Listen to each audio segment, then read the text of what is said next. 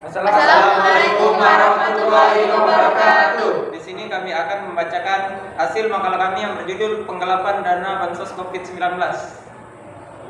Pendahuluan latar belakang. Perkembangan ilmu pengetahuan dan teknologi semakin hari semakin maju. Hal ini dikarenakan mutu dari sumber daya manusia SDM itu sendiri memiliki tingkat pengetahuan dan kemampuan semakin tinggi. Berbagai kemajuan teknologi dapat dirasakan oleh masyarakat luas, baik bidang komunikasi, elektronik, transportasi, ilmu pengetahuan, dan bidang-bidang lainnya. Pengetahuan merupakan informasi diperolehnya seseorang setelah melakukan penginderaan terhadap suatu objek tertentu. Dengan adanya pengetahuan, maka seseorang akan lebih menerima dan terbuka karena pengetahuan merupakan domain yang sangat penting dalam pembentukan sikap dan tindakan seseorang. Namun pengetahuan manusia disalahgunakan untuk hal-hal yang menguntungkan diri sendiri dan merugikan orang banyak. Terlebih saat pandemi COVID-19 membawa dampak besar terhadap berbagai sektor kehidupan. Hal ini selaras dengan apa yang disampaikan oleh Saiful, seseorang pengamat kebijakan publik dan pelaku bisnis, bahwa ada 3 dampak besar pandemi COVID-19 bagi ekonomi nasional. 1. Melemahnya konsumsi rumah tangga atau melemahnya daya beli. 2. Melemahnya bidang investasi dan berimplikasi terhadap berhentinya berbagai bidang usaha. 3. Pelemahan ekonomi sehingga menyebabkan harga komoditas turun. Akibat dampak tersebut, pemerintah telah melakukan tindakan cepat program vaksinasi, program pemulihan ekonomi nasional BLT, dan bantuan modal usaha UKM dan UMKM. Untuk mengatasi hal tersebut, pemerintah juga menyelenggarakan program dana bantuan sosial bansos bagi masyarakat miskin atau mereka yang terkena dampak pandemi. Presiden Joko Widodo membentuk badan khusus untuk menangani pandemi COVID-19, yaitu membentuk komite khusus penanganan COVID-19 dan Dewan Nasional Pemulihan Ekonomi PEN. Pembentukan panitia tersebut tertuang dalam Peraturan Presiden Nomor 82 Tahun 2020 tentang penanganan penyakit virus corona 2019. Namun kebijakan pemerintahan tersebut justru disalahgunakan oleh oknum tertentu.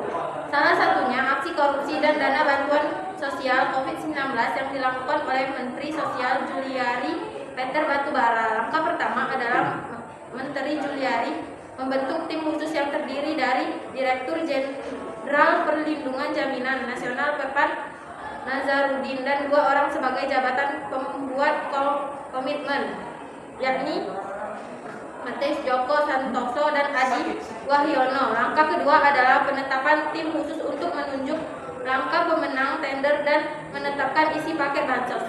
Kemudian peserta tender diminta untuk menyerahkan minimal 10% untuk 1 paket sembako pada Menteri Juliari. Proyek tersebut kemudian dikumpulkan dalam koper di sejumlah tempat dan dikelola oleh staf Juliari dan 2 sekretarisnya. Uang tersebut diduga untuk keperluan pribadi Menteri Juliari dan partai, yakni sewa jet pribadi, sewa hotel, ruangan, makanan, dan digunakan untuk pemenangan calon kepala daerah dari PDIP. B. Rumusan masalah. A. Apa pengertian korupsi? B. Apa problematika kasus korupsi dana bantuan sosial? C. Bagaimana peran lembaga negara dalam penyelesaian kasus korupsi dana bansos COVID-19 di Indonesia? C. Tujuan. A. Mengetahui pengertian korupsi. B. Mengetahui problematika kasus korupsi dana bantuan sosial. C.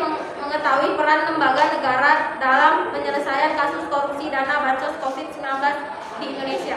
A. Pengertian korupsi. Korupsi atau rasuah atau mencuri adalah tindakan pejabat publik, baik politisi maupun pegawai negeri, serta pihak lain yang terlibat dalam tindakan itu yang secara tidak wajar dan tidak legal menyalahgunakan kepercayaan publik yang dikuasai kepada mereka untuk mendapatkan keuntungan sepihak. B.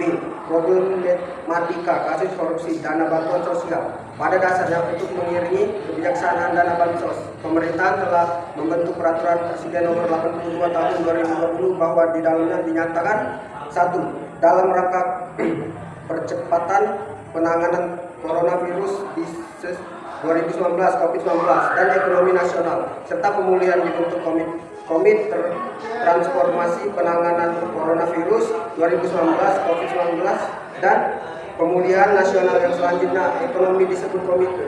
2. Komite berada di bawah dan bertanggung jawab kepada Presiden. Komite ini terdiri dari 3 bagian, yaitu Komite Kebijaksanaan, Satuan Tugas Satgas Penanganan COVID-19 dan Satgas Pemulihan dan Transformasi Ekonomi Nasional. Komite ini bertujuan untuk menyusun dan mengawal seluruh program pemulihan ekonomi serta memulihkan perekonomian nasional yang diperkirakan akan membutuhkan waktu yang cukup lama.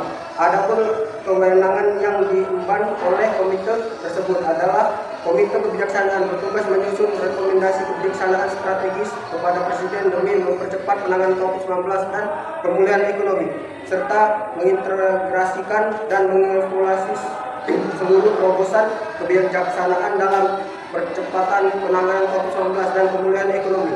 Satgas Penanganan COVID-19 bertugas dalam menyelesaikan permasalahan pelaksanaan kebijaksanaan strategis penanganan COVID secara cepat dan tepat, melakukan pengawasan dan menetapkan langkah-langkah yang diperlukan dalam kebijaksanaan terkait penanganan COVID-19. Satgas Pemulihan dan Transformasi Ekonomi Nasional bertugas menyelesaikan permasalahan pelaksanaan kebijaksanaan strategis, melakukan pengawasan dan menetapkan serta melaksanakan langkah-langkah yang diperlukan dalam pemulihan ekonomi nasional. Walaupun pemerintah telah memberikan kebijakan yang telah ditetapkan dalam pemberian bantuan sosial COVID-19, tapi masih banyak sekali oknum tidak bertanggung jawab yang memanfaatkan momen tersebut untuk mereka jadikan sebagai kesempatan dalam mengeruk hak-hak warganya. Hal tersebut juga diakibatkan karena kurangnya pengawasan dari pemerintah dalam proses berlangsungan aktivitas dana bantuan sosial COVID-19 di Indonesia serta belum diaturnya sistem pelayanan publik yang transparan dan akuntabel dalam proses distribusi dana bantuan sosial COVID-19 ke masyarakat dari tingkat pusat hingga daerah, sehingga hal tersebut membuka peluang baru bagi pihak-pihak yang tidak bertanggung jawab untuk dapat melakukan tindak pidana korupsi. Kasus korupsi dana bantuan sosial COVID-19 yang terjadi di Indonesia saat ini merupakan salah satu kasus yang merugikan masyarakat di Indonesia. Hal ini terlihat dari buruknya regulasi penyaluran bansos COVID-19 dan koordinasi dari pemerintah. Juga kacaunya proses pendataan data masyarakat yang berhak untuk menerima dana bantuan sosial COVID-19. Kasus tersebut dibuktikan dari adanya pengakuan dari masyarakat serta fakta yang memperlihatkan bahwa paket sembako yang diberikan sangat tidak sesuai dan jauh dari kata layak dari nominal yang telah ditetapkan oleh pemerintah. Salah satu masyarakat terdampak kasus korupsi dana bantuan sosial COVID-19 ini adalah masyarakat miskin. Berdasarkan program Matanya Jua 11 Februari 2021, di dalamnya dibahas terkait kasus korupsi dana bansos COVID-19, bahwa masyarakat miskin adalah salah satu korban dari buruknya regulasi dana bantuan sosial COVID-19. Mereka menyatakan bahwa paket sembako yang mereka terima dari pemerintah sangatlah jauh dari nominal yang telah ditetapkan oleh pemerintah sebesar Rp300.000 untuk satu paket sembako dengan biaya potongan Rp15.000 biaya body bag dan potongan biaya Rp15.000 biaya jasa transportasi. Artinya secara keseluruhan isi paket sembako tersebut seharusnya bernilai sekitar Rp270.000. Akan tetapi warga mengaku bahwa paket sembako yang mereka terima jauh dari nominal yang telah ditetapkan pemerintah dalam satu paket sembako tersebut. Hal tersebut dapat mereka ketahui dari jenis, kualitas, dan merek dari masing-masing item barang yang terdapat dalam satu paket sembako. Warga juga mengeluhkan bahwa isi barang atau item dari paket sembako tersebut sangatlah tidak layak pakai. Hal ini terlihat dari jenis beras yang berkutu juga sangat kusam, ayam yang busuk, dan jenis-jenis barang lainnya seperti sarden dan susu yang memiliki kualitas yang rendah, atau merek yang bahkan mereka tidak pernah melihat sebelumnya di pasaran. Hasil dari perhitungan dan penelitian warga, mereka menyatakan bahwa isi paket sembako yang mereka terima hanya berkisar antara 140.000 sampai dengan 150.000 saja. Tentu nominal tersebut sangat jauh dari nilai nominal satu paket sembako yang telah ditetapkan oleh pemerintah. Dari penelusuran BPKB, Badan Pengawas Keuangan dan Pembangunan di Jabodetabek, BPKB menemukan harga yang tidak wajar dalam paket bantuan sosial untuk masyarakat saat pandemi ini. Dalam penemuan proses penelusuran BPKB dalam paket bantuan sosial untuk masyarakat saat pandemi di Jabodetabek, BPKB menemukan sebesar 65,88 miliar kelebihan pembayaran harga bahan pokok sembako. Kemudian selisih harga untuk transporter di Jabodetabek senilai 2,97 miliar dan kelebihan pembayaran dalam Godi Bag bantuan sosial atau bansos sebesar 6,9 miliar. Sehingga dari proses perhitungan menurut BPKB, anggaran bansos diduga dikorupsi sebesar 20,8 miliar. Secara umum, korupsi terjadi dalam penyaluran dana bansos, yaitu kuota penerima dikurangi, bahkan bansos tidak diterima sama sekali. Pelaku membuat daftar penerimaan bantuan virtual, namun tidak ada penerima, tetapi dana tetap digunakan. Hal tersebut terjadi karena kurangnya pengawasan dan kebijakan tegas yang dilakukan oleh pemerintah dalam proses regulasi bantuan dana COVID-19 di Indonesia, sehingga sangat dibutuhkan kerjasama antar lembaga dan pemerintah dalam menciptakan skema sistem yang terintegrasi dan koordinatif guna menciptakan sistem pelayanan publik dan penyaluran dana bansos COVID-19 yang optimal sebagai langkah untuk mencegah terjadinya korupsi. Ukat UGM dalam Soliha R dan Triyono T 2020 tulisan. C. Peran lembaga negara dalam penyelesaian kasus korupsi dana bansos COVID-19 di Indonesia. Peranan pemerintah sangat diperlukan dalam proses berlangsungnya bantuan sosial COVID-19 di Indonesia untuk dapat melaksanakan penyaluran bantuan sosial dengan baik, benar, dan terhindar dari praktek korupsi. Maka pemerintah harus menyusun petunjuk pelaksanaan dan menetapkan para pihak serta lembaga yang menjadi sasaran dalam penerimaan bantuan sosial dana COVID-19 ini. Selanjutnya, menentukan bentuk bantuan dapat berupa transfer, uang atau barang maupun jasa yang nantinya akan disalurkan secara langsung melalui bank, pos atau lembaga penyaluran yang telah ditetapkan. Hal tersebut dilakukan dengan tujuan untuk menghindari adanya penyimpangan atau terjadinya praktek korupsi.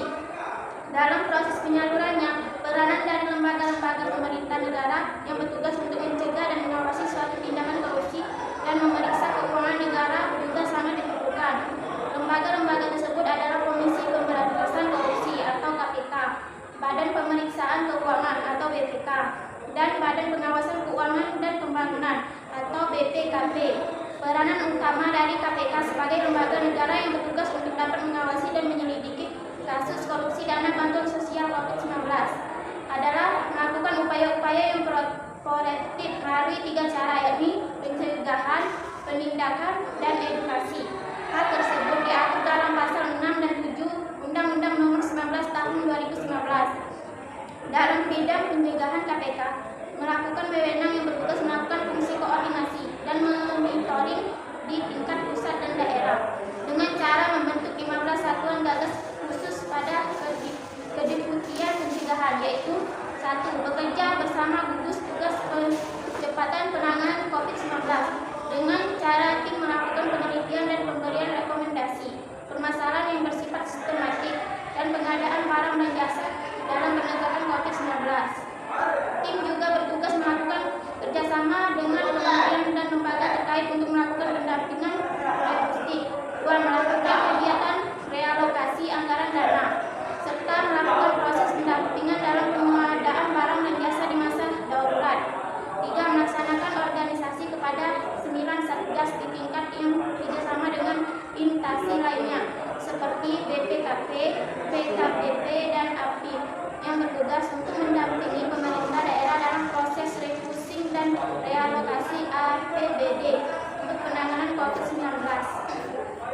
Pada saat melakukan tugas wewenang koordinasi dan refocusing, KPK juga menemukan beberapa titik rawan yang dicurigai sebagai tempat yang dapat dimanfaatkan dalam kasus korupsi dana bantuan sosial COVID-19 di Indonesia, yakni dalam proses pengadaan barang dan jasa, penyaluran bantuan dan penyelenggaraan dana hibah, alokasi sumber dana dan belanjaan APBN dan APBD, penyelewangan dana di bantuan tingkat pusat dan daerah. Peran KPK dalam melaksanakan wewenang dalam mengenal pengalokasian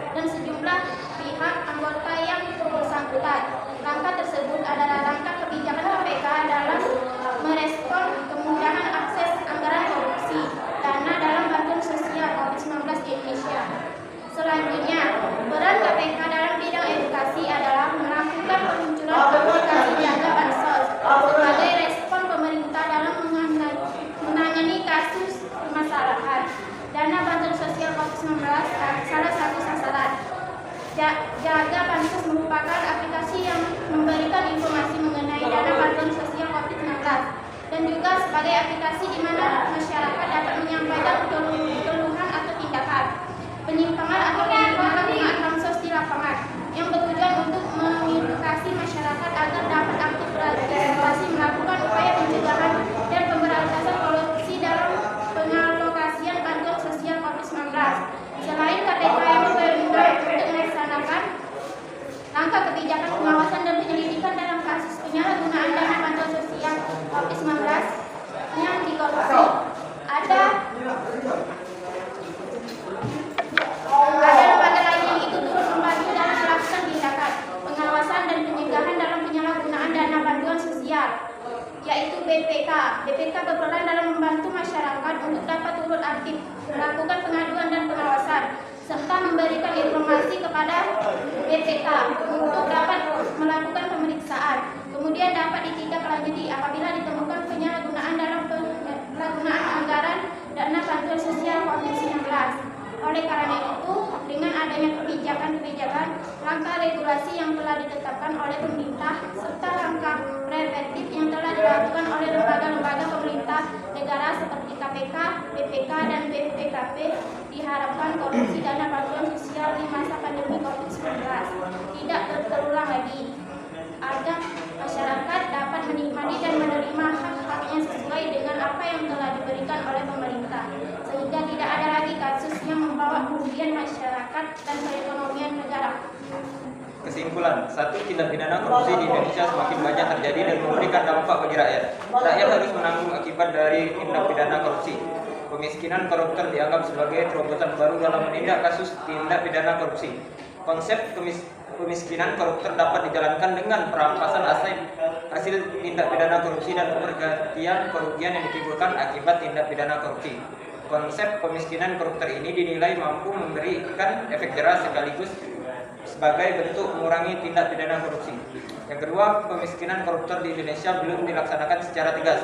Para penegak hukum yang dalam penelitian ini, yaitu jaksa dan hakim, tidak menjalankan sanksi pidana pemiskinan koruptor dalam memberantas tindak pidana korupsi.